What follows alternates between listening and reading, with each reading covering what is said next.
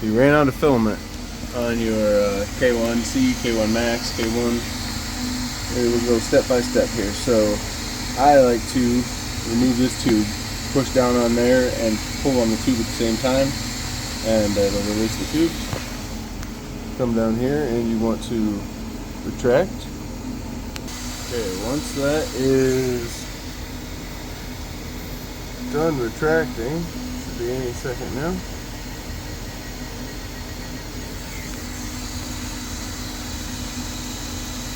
You see the gear moving here. When that gear stops moving, should be out. You should be able to pull it, but I would like to unlock there, pull the filament out, pull the remainder out of your tube there. Then you're going to come over here to your new spool of filament. You're going to find right here where it's coming through.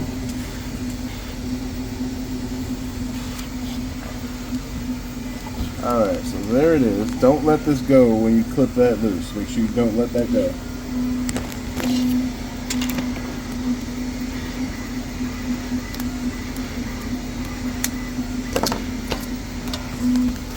Okay, that is clipped loose now. Take that, put it in the end of your Bowden tube, like that. If you do get unspooled, be careful. Don't let it get too crazy. Just reel it back in and finish putting that all the way in till it comes out the end of your tube. Okay, now that your filament is out of the tube, you need to slice or clip it at an angle. So think about your extruder being a circle, and you need to get your filament in there so it's coming through like this. So you want to make sure you clip it at an angle where it's not going to get hung up on any corner. You know, it'll come in and boom, go right where it's supposed to go, into that hole. If you clip it the other way, you know, it's going to want to, I can't demonstrate it like this, it's going to want to run into that corner. So when you get it through your tube, make sure you clip it at a 45-degree angle, the proper 45-degree angle, which is fairly easy. Basically like a hypodermic needle. Okay, so with your gears unlocked, insert it back in there. You might have to wiggle it around a little bit because it will go in a good, let's see here, how far did I get that in there? It will go in a good at least 2.5 inches, maybe 3, if I can get that. That's how deep you should be in there.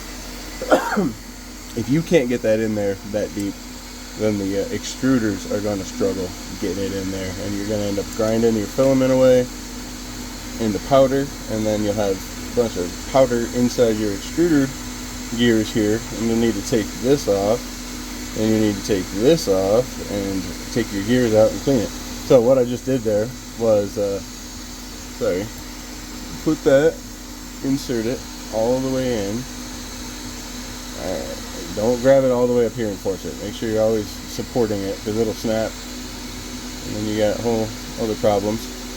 So once you get it all the way in there, you take your Bowden tube and push it down and it will lock. So again, when you remove that, you just push this collar all the way down and pull the tube out. So lock it back in. Once you're in there, don't forget to lock your gears. And then you're going to come over here and you're going to extrude. Here, there you go. You're going to extrude and wait.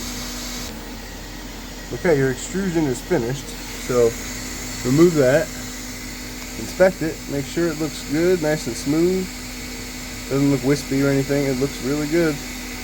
And if it does look wispy or anything, extrude it again. Just keep extruding until it comes out good, and if it doesn't come out good, then you've got an issue. You should probably take your head apart and or at least remove the filament and try a different filament first, and if that doesn't solve the problem, then I would go to the taking everything apart. Sorry, this isn't a stock machine.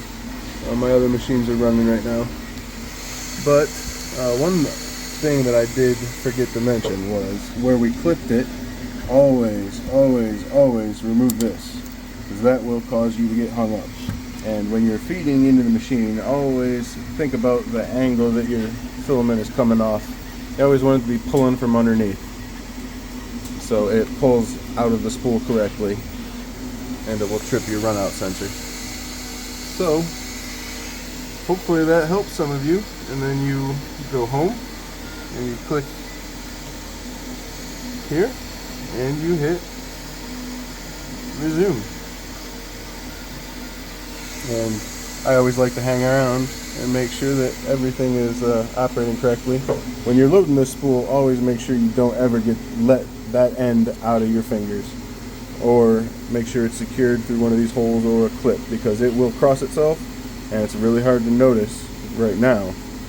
But when it gets down and starts pulling some loops off, it will tighten up on itself and it won't be able to pull any more through there, and it'll look like you're having an extrusion issue. Well, you are, in fact, because you're tied up and it's not feeding. So always be careful. Well, that's a really simple mistake to make, is leaving that little clip there. So always take that off. If this helped out anybody, please give me a thumbs up and a share maybe. Thank you.